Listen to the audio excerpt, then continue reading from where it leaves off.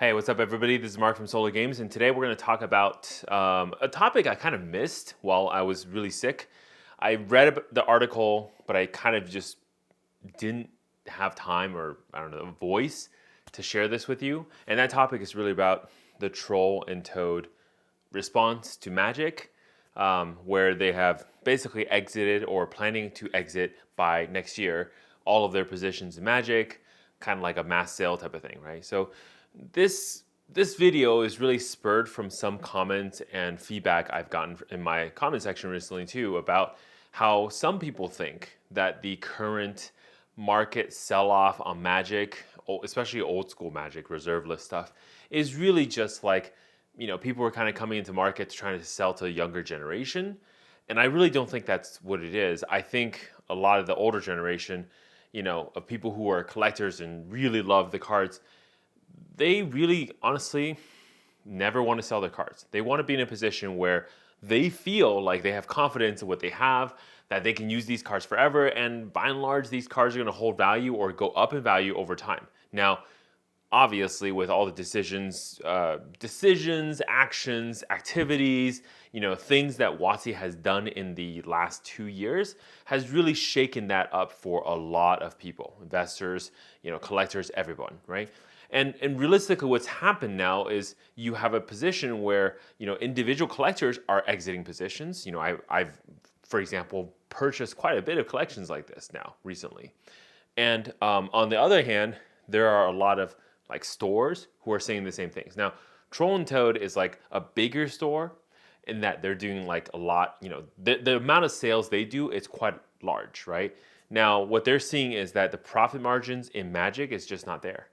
The singles, the sealed, okay, so let's talk about the individual problems, right? So you have sealed products. So sealed is really tricky because if you think about it, sealed position in the past, like if you have a draft box, whatever, people are just going to come back and purchase that box from you to draft, etc. Those boxes kind of like go up in price over time because, again, like if you want to play Rise of Eldrazi, well, you're going to buy that box, right? That's the only product that there was. So stores didn't mind like getting product from distribution that they could not sell, like, during the time when, for example, that set would be in standard or not rotated out, etc. In addition to that, there's kind of like a bottom for those sealed products simply because the distributors, once they sell all of it out, they really don't have any more products. I've seen recently, though, some distribution seems to be holding some old product as well. And I think they're getting shaky because I see like weekly, deals where they're trying to sell those products out to LGSs now that they've been kind of holding back. So maybe there's like something going on there too. But by and large, distribution, once they clear the product, there's no more product left in warehouse to sell to stores. So the stores are kind of holding these products long term. And of course, if they have a local group or maybe they sell these online, they can actually look at a pretty decent profit margin in the future. Well, as of like about 2 or 3 years ago, that has really started to not look that way for a lot of stores. A couple of reasons. Number one, well, if you buy a product, let's say Eldraine, War of the Spark, something like that, right? You're expecting the whole thing to move forward in time. Like, it's going to go up in price in 2, 3, 4, 5, 6, 10 years.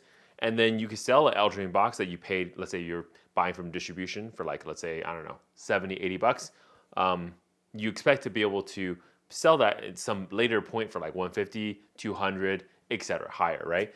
Well, that doesn't quite work once they, a lot of stores are seeing Wizards of the Coast going directly to Amazon and selling the same product that they have in inventory, but for much cheaper price. And simply because there's just more products printed, right? So why is Wizards of the Coast like able to even do this? Is because they have a lot of excess product.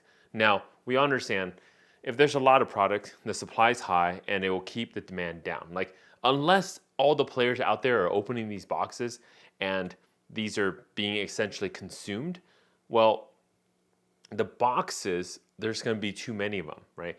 And now what you see is like, honestly, people like me probably not helping the problem here, holding boxes as well. So there's many, many different sources and we're all kind of vying for that same market demand. And well, the demand can only shoulder so much. So sealed product has become harder to like kind of hold long term for investments for stores because they're not seeing any upticks of pricing even after, let's say, 3, 4, 5 years. And that really sucks because, well, they put them in storage essentially, and that money is locked away in a basically non-liquid asset, and they can't really convert it anytime they want to be able to do something with that money, right? In addition to that, there's also these reprints that are happening more frequently than before. So, skipping things like Secret Lair, the fact that we have remaster sets now, and these are just kind of like commonplace. It looks like we're going to have a remaster set every year, maybe even more frequent than that, soon. Makes it so that like if you are holding, let's say, Ravnica boxes, why would you want to hold those at all if there's going to be a new remastered Ravnica box with all the cards that you wanted anyways, but at like the same price, right? And of course, because Wizards printing this product, there's going to be a lot of supply, so essentially like, it's going to tank everything before it, right?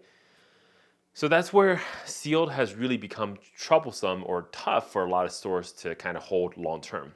And so, of course, if you're a store, you're being smart about things. You buy what you need to sell for the set, and then that's it. After that, you basically should just unload your inventory and maybe hold 1 or 2 boxes, but that's it. You're not, the days of the stores holding like cases is really not a, valuable, I think, time, money, space storage type of thing for that store, right? For Magic. Now let's take a look at singles, right? So modern cards, I've beaten this to death on this channel. Like every single time we talk about modern cards, what do I say, right? If it's modern cards, I basically say it's worth nothing. Like I know everybody's like, oh, but Mark, the Great Henge, $60. Well, guess what? They reprint it. They're going to reprint it again. They're going to reprint it again. By the 14th time they do this, Great Henge is going to be a $5 card. And that's the problem. Like because there's so much reprints that could be going into these cards, no card is safe from a reprint storm. And then of course, if people are reprinting this thing to death, well, the card's not gonna be worth anything. Now, if I understand from a player perspective, this is great. This sounds like an awesome idea. Well, maybe, right? Because guess who's gonna be buying the card? And guess who's gonna be feeling really bad when you paid $60 for a card, and then about half a year to a year, it becomes a $10 card, right? And you could have paid $10, just waited a year. Like that's a little bit tricky math for a lot of players. And now imagine that's not just one card, but your entire deck is like that, right? It is a really poor, I guess, a bad feels for a lot of players. Now, for stores, it's even worse because stores, when they buy cards, they're not buying one, they're not buying like 4 copies. They're probably buying like 20, 25 to stock, right? And so if they're buying 25 singles of any card, that's a lot of risk that they have to take because if essentially like 90% of all Magic cards, 99% of all Magic cards go down in price over time nowadays rather than going up, right? And so you have this weird situation where like, why would you make this bet, right? If you're making a bet where 99% of the time you lose, but 1% of the time you win, and the margins by which you lose is the same as what you win by, you're essentially losing 98, times your money, right? So that's not really a great bet for you. So you have to like really, really punch down. This is why like stores pay what they pay for buy list. And the problem nowadays, especially around modern cards, is that price, I think most stores usually pay about like 30 to 50% for modern cards, right? Like current cards. Even that at that price, it's no longer viable for stores. Now, if you're converting quickly, usually it's fine. Like you probably pay a little bit more. Imagine you like buy Great Henge, right? Great Henge over here retailing for, let's say, $40. And then somebody comes up and says, I'll sell it to you for 30. It's probably okay because you can immediately convert that $30 purchase into a 40, get your $10 out, whatever, right? Everything's, peachy. The issue is when a store has to buy 40 Great Henge. Do they go and purchase at $30 each and then potentially risk like $1,200 going into becoming $600 by the time they can actually realistically sell all the cards? That is a pretty bad deal for you, right? Pretty raw deal. So that's why a lot of stores do like storing some of that money into reserve lists where, before we had this facade, maybe we got lied to, but we have this facade that those kind of cards are good storage of money. Now, for stores like Troll and Toad, what they've realized is like with things like Magic 30, with things like new Magic 30, not sure if you guys heard about this yet, but I'll make a video on this soon. I suspect there's another Magic 30 coming. It's going to be a little different, like wrapped differently, but it's still a turd, right? It's still a piece of shit that they're like going to package it differently, and hopefully you'll be okay with it this time. But there's a lot of risk for stores holding even reserve list cards now. And so, of course, look, the sealed product doesn't make sense. The single product doesn't make sense. So why would any store take any of this risk? And that's where it gets really tricky because, then they look at other card games, right? And there's plenty of these card games now, like Pokemon, whatever. Sealed products, they hold price. They hold price, they go up in price, right? And part of this is just controlling supply. It's that simple. Part of this is because Pokemon products, whether you like it or not, does get consumed and absorbed quickly, right? The boxes are open. People were really into pack opening, so it takes the product out of the supply side. And so, of course, demand goes up still, and the price can maintain or even go up. So that's what they're doing. Now, the last point is this, right? And I've seen some arguments about like Troll and Toad being kind of like a smaller store or at least not a big deal in Magic anymore. And I would overall agree with that. I think in my 5 years or so of purchasing Magic products, right? I've purchased from Troll and Toad one time, and I think it was like some special deal they had on eBay. So I purchased from them one time. I mean, that is pretty indicative of like them basically not being relevant anymore in that space. I think part of it also is because their prices are not very competitive to other vendors who are selling Magic products, at least.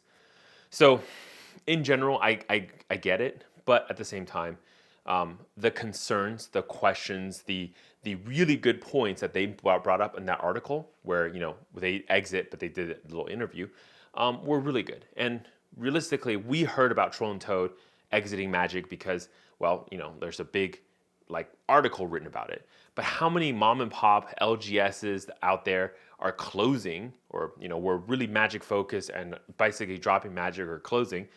Do we not hear about, right? And this, I think, actually harkens back on a video I made last year, right, around Magic 30, where I said, I actually believe going forward into 2023, there's going to be a lot more stores closing. And I think we're seeing that now. Every single time we have a low in the Magic market, where some stores might have purchased at a really bad time and then kind of gotten to here where they are now stuck with product, they're stuck with singles, they can't really convert. They're forced to close. And this is exactly what's happening to probably a lot of big stores as well, that we're not hearing. So overall, I think, like I said in many videos too, WOTC's management of their product is really a big problem.